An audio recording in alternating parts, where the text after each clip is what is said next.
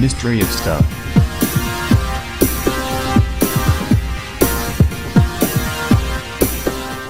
The 11 strangest abandoned places in Oregon. 11. The odd house of Highway 30.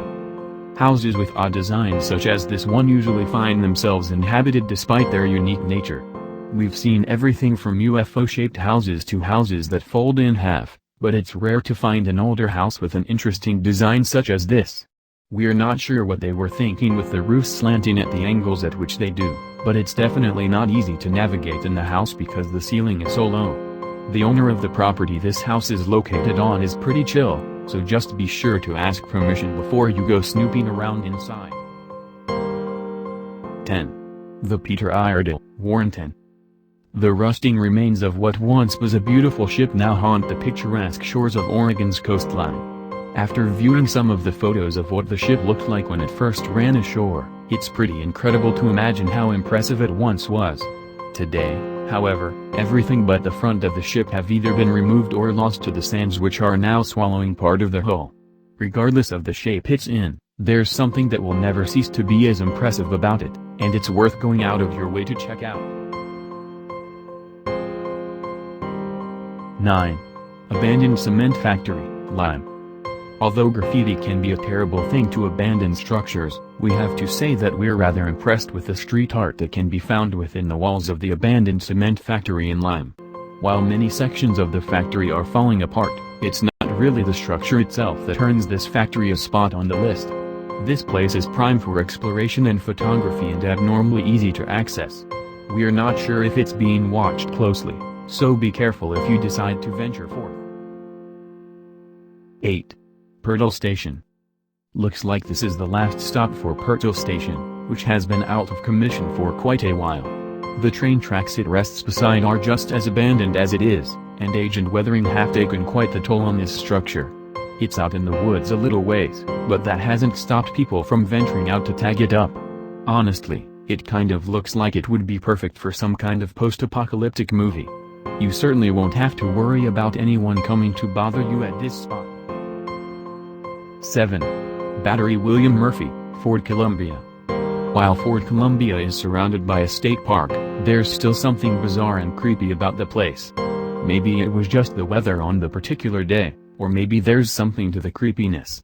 Either way, whether you're a history nerd or just someone who likes exploring old buildings, there's plenty of allure to a place like Fort Columbia.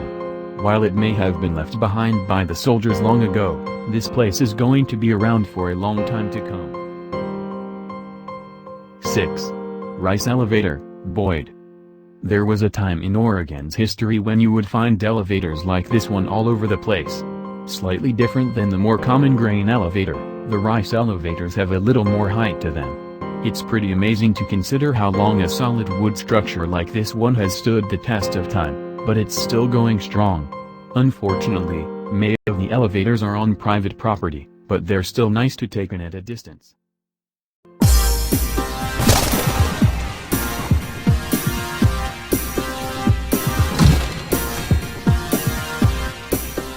5.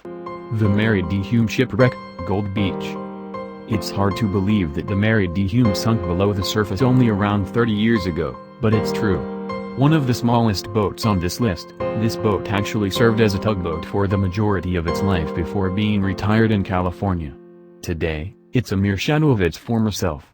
Covered in moss and warped wood, it may not be long before the ship goes completely under. The most ironic part is that the wood used in making the boat was from the same area in which it sank, Gold Beach. 4. The Church of Echo. We've stumbled across tons of abandoned churches, but this one in particular caught our eyes because of its unique architecture. It looks like it should be in the middle of the desert in Southern California, but it makes it stand out in a state like Oregon. While you can't openly get inside like some of the other abandoned churches in the state, it wouldn't be hard to hunt down the owner and get yourself inside. A peek through the window reveals that it would be well worth the trouble to do so. 3. Donny Brook Schoolhouse. Looks like school's out for the rest of time. This miserable-looking schoolhouse doesn't look like much more than an old house at this point. In fact, it would be hard to tell it was ever a school if it weren't for the sign resting above the old door frame. The last class in this school was taught nearly a century ago, and the fact that the doors and windows are busted out shows that this place isn't going to be restored anytime soon. Well, at least it makes for nice pictures. Plus you can get inside with relative ease. 2. The Homestead, Kent. You'll see plenty of abandoned houses and barns rotting away in America's countryside, but it's not every day that you'll see an entire homestead that's been left to the dust. That's the case in Kent, though, where an entire farm sits uninhabited. It literally looks like the whole family just up and left their home, but it makes for some epic photos. You can spend hours looking through the house and the relics surrounding the buildings, so we recommend setting aside some time if you want to look around. You'll be glad you did. 1. The UFO boat, Collins Beach. Well, this is interesting. It's even more interesting considering the fact that it's right next to a nude beach. You won't find many boats with a rare design like this one, but it's not going to be in the water anytime soon. The unusual shape makes us wonder how it ever hit the waters, but we kind of want to see one of these in action. Something tells us that we're never going to get the chance. Mystery of stuff.